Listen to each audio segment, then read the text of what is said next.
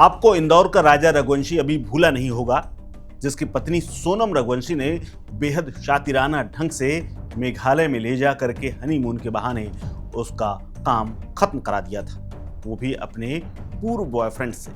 ऐसे ही मेरठ की मुस्कान रस्तोगी, जिसने अपने पति सौरभ राजपूत को अपने प्रेमी यानी सौरभ के दोस्त के साथ मिलकर के उसका काम तमाम कर दिया था और उसके बाद उसे नीले ड्रम में सीमेंट भर करके चुनवा के हनीमून मनाने चली गई थी।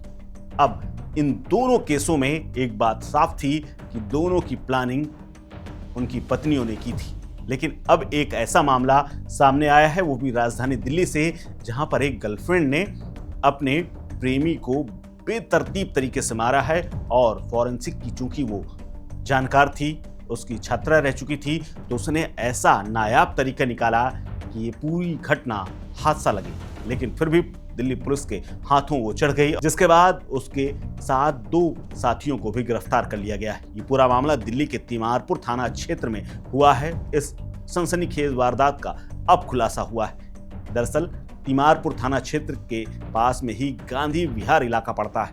यहाँ पर एक फ्लैट में 6 अक्टूबर को आग लगी। इस फ्लैट में आग लगने के बाद एक युवक का जला हुआ शव मिला।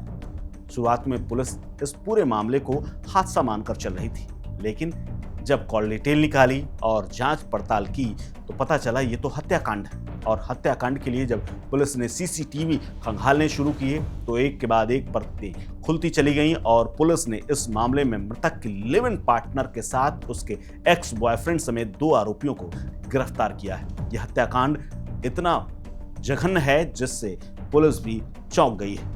हत्याकांड का खुलासा करते हुए डीसीपी राजा बंटिया ने बताया है कि पुलिस को 6 अक्टूबर को गांधी विहार स्थित इमारत की 4थी मंजिल के फ्लैट पर आग लगने के बाद एक युवक का शव बरामद हुआ। मृतक की पहचान रामकेश मीणा के तौर पर हुई, जो कि राजस्थान के अलवर का रहने वाला था और दिल्ली में बीटेक करने के बाद सिविल सर्विसेज के एग्जाम की तैयारी कर रहा था।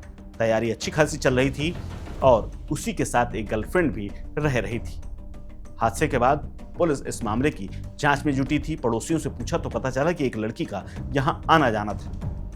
जांच के दौरान पुलिस ने फ्लैट के आसपास लगे हुए तमाम सीसीटीवी फुटेज को खंगाला तो पता चला कि आग लगने से कुछ देर पहले ही कुछ लोग वहां से निकलते हुए देखे गए थे। कुछ संदिग्ध निकले, जिसके बाद जांच शुरू हुई, कॉल डिटेल निकाली गई और पता चला कि जिन लोगों को उस सीसीटीवी फुटेज में देखा गया है, उनके जाने के कुछ मिनट बाद ही फ्लैट में आग लगी थी। तमाम वरिष्ठ अधिकारियों ने एक टीम का गठन किया, सीसीटीवी फुटेज के आधार पर लोगों की शिनाख्त शुरू की।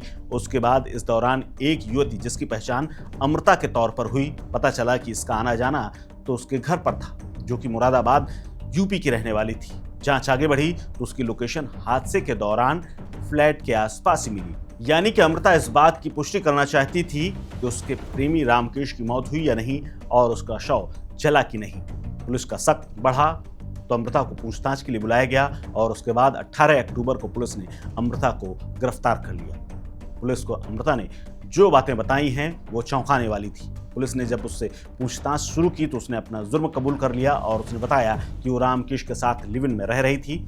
आरोप है कि रामकेश ने उसकी तमाम अश्लील तस्वीरें खींच रखी थी, वीडियो भी बना रखा था और एक हार्ड डिस्क ड्राइव में रख दिया था, लेकिन वो उसे डिलीट नहीं कर रहा था। अमृता लगातार दबाव बना रही थी, लेकिन उसे वो डिलीट करने के लिए तैयार नहीं था। अमृता ने उसे डिलीट करने के लिए कई बार कहा था और इसी डिलीट करने के लिए जब वो तैयार नहीं हुआ तो रामकेश को खत्म करने का खौफनाक प्लान बना लिया। इसीलिए अमृता ने अपने पूर्व प्रेमी और उसके दोस्त के साथ मिलकर के पहले रामकेश का गला दबा करके उसको मौत के घाट उतारा, फिर कमरे में आग लगा दी, जिससे किसी को ये लगे और किसी को शक ना हो कि ये हत्या है और उसके बाद आग लगाई गई।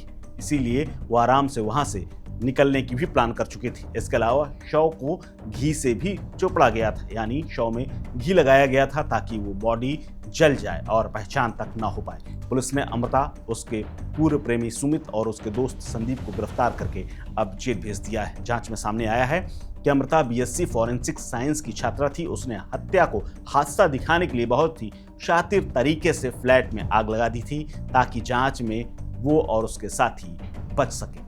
लेकिन कहा जाता है ना कि जुर्म करने वाला कितना भी शातिर हो, वो कुछ ना कुछ सबूत पीछे छोड़ देता है, और वही अमृता के साथ हुआ। इस खबर को लेकर के आप क्या सोचते हैं, हमें कमेंट बॉक्स में कमेंट करके जरूर बताएं। नमस्कार। Subscribe to One India and never miss an update. Download the One India app now.